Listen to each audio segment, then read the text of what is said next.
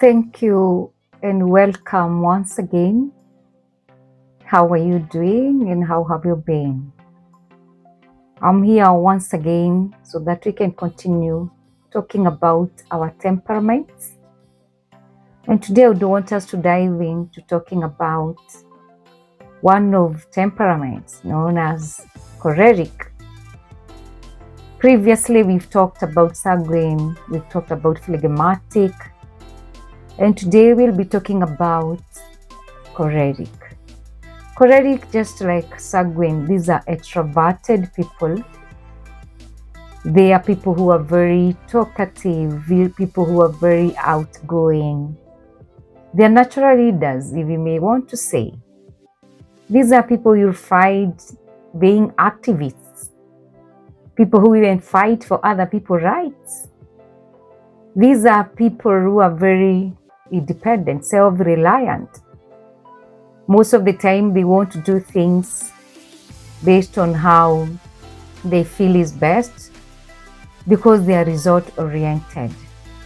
For them, performance is very key because they are also goal-oriented. When they focus on something, they ensure it is done. Basically, we even say their motto is, do it now. If you have to do it, we do it now, because for them, there is no turning back. And they always want to be associated with success.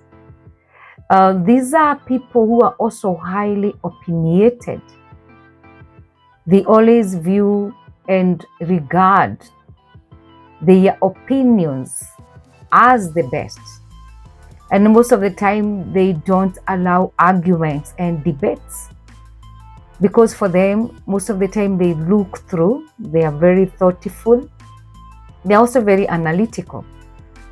It's people who are able to analyze situations and sometimes even make up a solution out of just analyzing. These are choleric people. They are people who are very good in making decisions. They are people that you can rely on. When they mean to do something, they do it wholeheartedly. There are people who also maintain relationships, but they're very careful in forming personal relationships.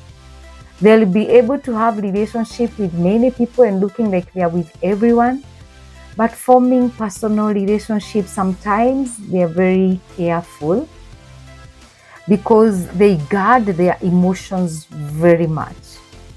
There are people who think about the outcome of every action they take. And that is why they may not want to get involved in situations and even with the people that may even taint their integrity. It's people who actually want to be noticed. They regard self-respect. They regard self-esteem as number one to them. That is why they are very careful in bringing people to their lives. That is their positive side, but they're very good people. They're also very warm. They are people you feel good when you're around them because they also, the way they like respect, they're also very respectful. They also respect other people. They are able to accommodate people provided your thought process is on the same page. However, they also have some weaknesses because life is two-sided.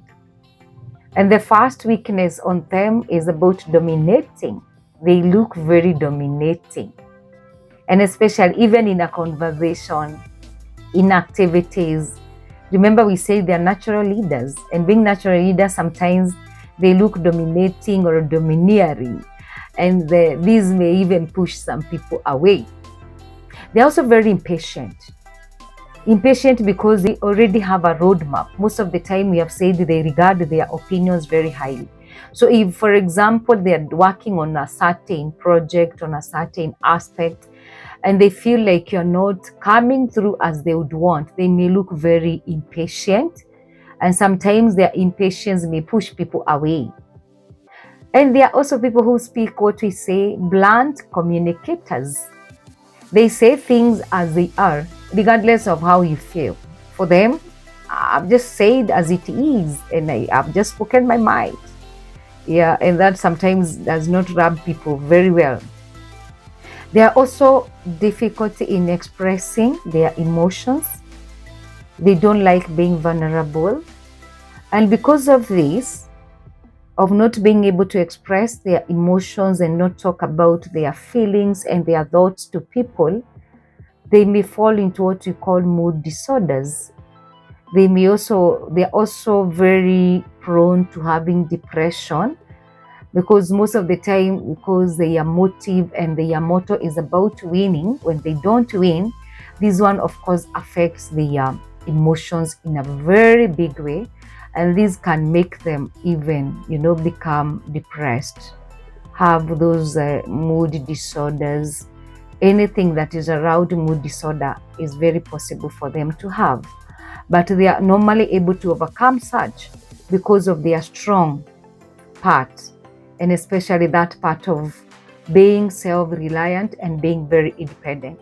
So it is very good to understand yourself, where you belong. It is good to analyze and get to know the other person, why they act, why they react, why they respond, why they think the way they think, why they relate the way they relate. It could be they are cholerics, and being a choleric means you'll find them doing things the way they think it should be done. And if you're not careful also, you may have issues with them. So choleric, they're very good people, but as I've said, they also have a negative part of it. So who are you? Are you a choleric? Are you a phlegmatic? Are you a sanguine? And soon we'll be diving to understanding the other temperament of melancholic. Thank you for listening. Let us continue journeying together. Let us continue walking together so that we can continue having personal development, personal growth, unpacking ourselves, getting to know who we are.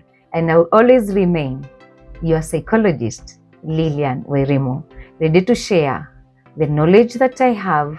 We continue learning, we continue unlearning, and relearning together. Thank you for your time. God bless you.